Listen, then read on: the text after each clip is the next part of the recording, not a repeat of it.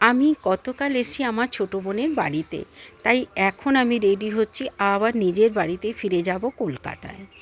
তাই এখান থেকেই ব্লগটা শুরু করলাম। কালকের ব্লগে তোমাদেরকে বলেছিলাম আমি একটা দরকারি কাজে যাচ্ছি। এই ছোটো বোনের সঙ্গে একটা বেশ দরকারি কাজ ছিল, সেইটার জন্যই গতকাল এসেছিলাম। আর বোন আর কালকে রাত হয়ে গেছে, সেই জন্য আর যেতে দেয়নি।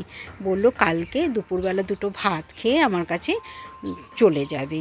তা আমি ভাবলাম ঠিক আছে, অনেক রাত হয়ে গেছে, তারপরে হাওড়া নেমে ওখান থেকে কিছু পাওয়াও মুশকিল হয়ে যাবে, সেই কারণে আর যাওয়া হলো না।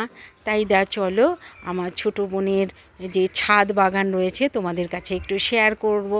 সেই কারণে দেখো ওর ঠাকুর ঘরটা দেখলে না আমার এত ভালো লাগে, কি বলবো। দেখো এত সুন্দর গোছানো, সমস্ত ঠাকুরকে কি সুন্দর জামা কাপড় পরানো রয়েছে, আর শীতের পোশাকও রয়েছে, আর সুন্দর করে সাজানো রয়েছে, খুব ভালো লাগে দেখতে। তো চলো এবার তোমাদেরকে নিয়ে ছাদে যাই। তো দেখো ছাদে এসেছি, এখানে এত সুন্দর পরিবেশ, খুব ভালো লাগছে আমার। তো চারদিকে দেখো সবুজ আর সবুজ, প্রত্যেকের বাড়িতেই না সুন্দর সুন্দর গাছ রয়েছে। গাছগুলো বেশ যত্ন হয়, সেটা দেখলেই বোঝা যায়। আর আমার বোনের দেখো ছাদ বাগান, ও ভীষণ গাছ করতে ভালোবাসে। আজকে মানে এখন শীতকাল বলে না কিছুটা গাছের পাতা টাতা ঝরে গেছে, কিন্তু ও ভীষণ যত্ন করে গাছের। তো দেখো কি সুন্দর সুন্দর ফুল। জানি না, আমি সব গাছের নাম ঠিক সঠিক জানি না, তো আমার ভীষণ ভালো লাগছে। ভাবলাম তোমাদের কাছেও একটু শেয়ার করি আমার বোনের ছাদ বাগানটা। দেখো, আর ছোট্ট একটা পেঁপে গাছ, এটা বেশ বড় হলে পেঁপে হবে।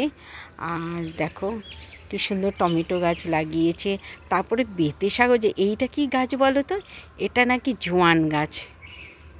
বেশ জোয়ানের গন্ধ, পাতা থেকে না জোয়ানের গন্ধ আসছে, বেশ ভাল লাগছে আমার। তো আমারও ছাদ রয়েছে, কিন্তু আমি এত বোনের মতো গাছ যত্ন করতে পারি না। দেখো পাতাবাহার গাছ, এই দেখো বেতে শাক গাছ লাগিয়েছে, বেশ সুন্দর সুন্দর গাছ ছাদে রয়েছে। তো রিতার খুঁটিনাটিতে সকলকে অনেক অনেক স্বাগত। আশা করি তোমরা ভালো আছো, সুস্থ আছো। তো দেখো এত ভালো ভালো গাছ রয়েছে, খুব সুন্দর ও যত্ন করে। আর ওর হাতে না গাছ খুব সুন্দর হয়।